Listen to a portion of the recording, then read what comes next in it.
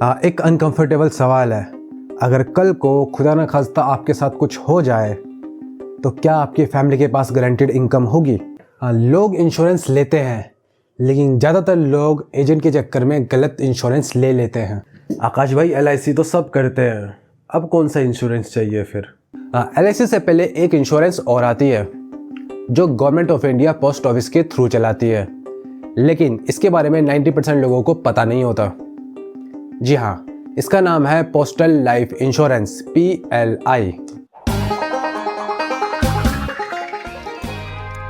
Post office के इस insurance में दो चीज़ें होती हैं, एक PLI पोस्टल लाइफ इंश्योरेंस और दूसरा RPLI यानी कि रूरल पोस्टल लाइफ इंश्योरेंस।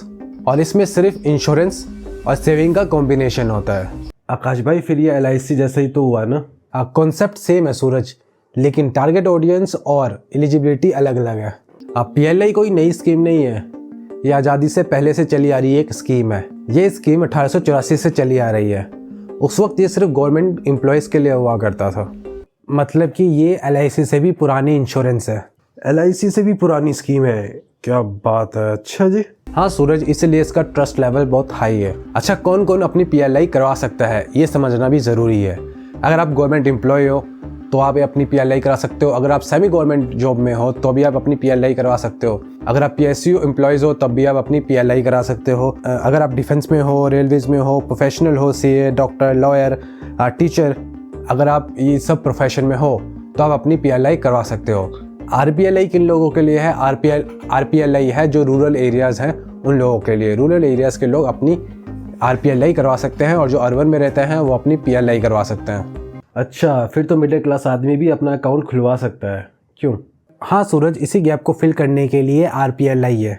अच्छा, अब एक सवाल, PLI इतनी पुरानी है, इतनी सेफ है, तब भी लोग इसके बारे में इतना क्यों नहीं जानते?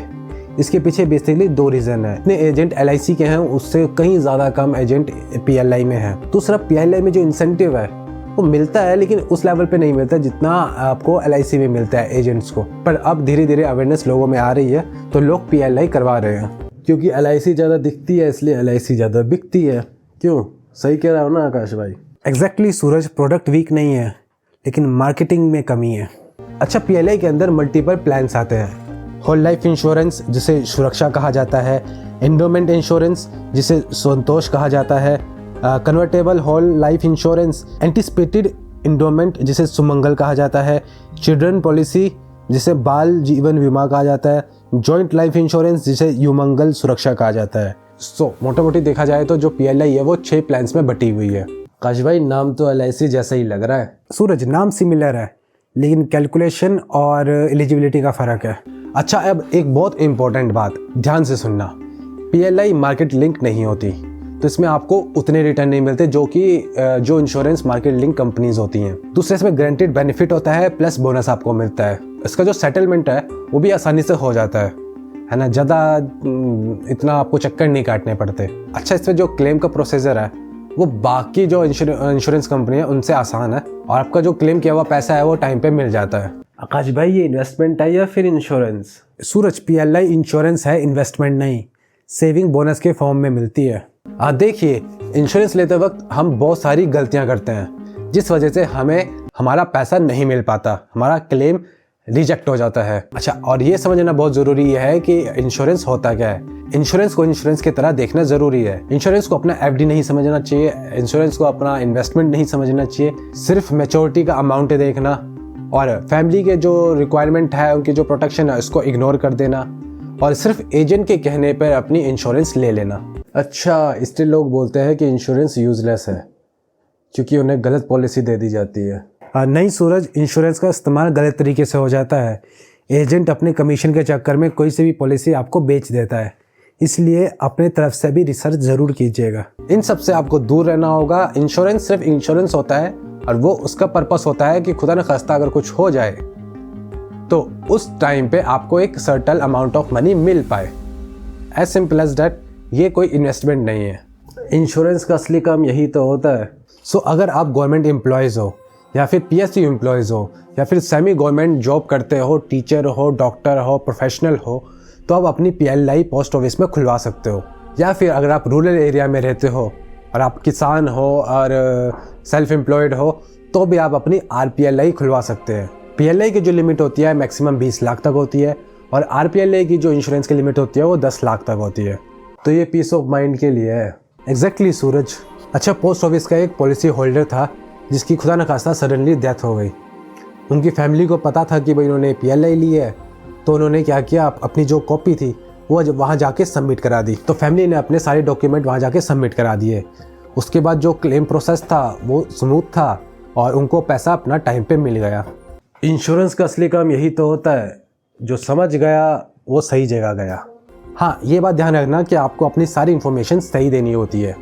अगर आप कुछ भी अगर गलत इन्फॉर्मेशन दोगे तो उसका तो फिर वो भी कुछ नहीं कर सकते। अच्छा, कमेंट करके बताना कि क्या आपको PLI के बारे में पहले से पता था और आपने इंश्योरेंस PLI से लिया है या फिर कहीं और से। कमेंट में नीचे बता सकते हो आप। ये था PLI और RPLI। अगले वीडियो में हम इसी को कंटिन्यू करेंगे, यानी कि PLI और RPLI की जो स्कीम्स होती हैं, जो प्लान्स है, उसके बारे में डिस्कस करेंगे कि कौन सा प्लान किसके लिए बेस्ट हो सकता है। तो अब तक हम जो समझे कि जो PLI है वो गवर्नमेंट एम्प्लॉयज़ के लिए है, सेमी गवर्नमेंट एम्प्लॉयज़ के लिए है, PSU एम्प्लॉयज़ के लिए है। अगर आप किसी प्रोफेशन में हो, टीचर हो, डॉक्टर हो, लॉयर हो, तो आप PLI अपना पोस्ट ऑफिस में खुलवा सकते हो। अगर आप RPLI करवाते हैं तो आपका रूरल में होना ज़रूरी है। रूरल एरिया में अगर आप फार्मर हो या फिर आप सेल्फ एम्प्लॉयड हो या फिर छोटे रिटेलर हो तो भी आप अपनी RPLI का अकाउंट खुलवा सकते हैं। जो PLI RPLI होती है वो लॉन्ग ड्यूरेशन के लिए होती है, 10 साल, 15 साल, 25 साल, 30 साल। ये शॉर्ट टर्म वालों के लिए नहीं है। और अगर आप इसमें रिटर्न के पर्सपेक्टिव से जा रहे हो तो मैं उम्मीद करूँगा कि आप वो अवॉइड करो। इसमें आपको रिटर्न से ज़्यादा आपको इंश्योरेंस देखना चाहिए कि आपको कितना लाइफ कवर मिल रहा है ना। लाइफ कवर की जहाँ तक बात आए तो हम टर्म इंश्योरेंस को भी आगे जाके डिस्कस करेंगे, क्योंकि अगर आप लाइफ इंश्योरेंस की बात कर रहे हैं तो term insurance one of the best मानी जाती है, क्योंकि उसका प्रीमियम सबसे मिनिमम होता है और सबसे हाई कवर आपको मिलता है। लेकिन हर चीज़ की अपनी टर्म्स एंड कंडीशंस होती है, हर चीज़ का अपना प्रो एंड कॉन्स होते हैं। तो ये भी आप करवा सकते हो अगर आपको ये कंफर्टेबल लग रही है, इसका स्मूथिंग पैटर्न अगर ठीक लग रहा है। बाकी LIC है और भी इंश्योरेंस कंपनीज हैं, बहुत सारी इंश्योरेंस कंपनीज हैं। आगे जाके हम धीरे धीरे उसको भी डिस्कस करेंगे, बट फिलहाल थोड़ा पोस्ट ऑफिस पे रहते हैं। तो चलिए, उम्मीद करता हूँ आपको हमारा ये टॉपिक पसंद आया होगा। अगर आपको मेरी वीडियो पसंद आई है तो चैनल को सब्सक्राइब जरूर कीजिए, वीडियो को लाइक जरूर कीजिए। तो उम्मीद करते हैं आपने सब्सक्राइब कर लिया होगा और ये वीडियो शेयर ज़रूर करना अपनी फैमिली में, और ज़रूर ये वीडियो ज़रूर शेयर करना अपनी फैमिली के साथ, अपने दोस्तों के साथ। उन्हें भी पता चले कि सही इंश्योरेंस होता क्या है और किसी भी एजेंट के कहने पे सिर्फ इंश्योरेंस नहीं लेना होता। आपको अपनी सिचुएशन भी देखनी होती है, अपने पर्पस देखने पड़ते हैं, उस हिसाब से आपको लेना होता है। तो चलिए चलते हैं, तब तक keep exploring, keep saving and keep investing.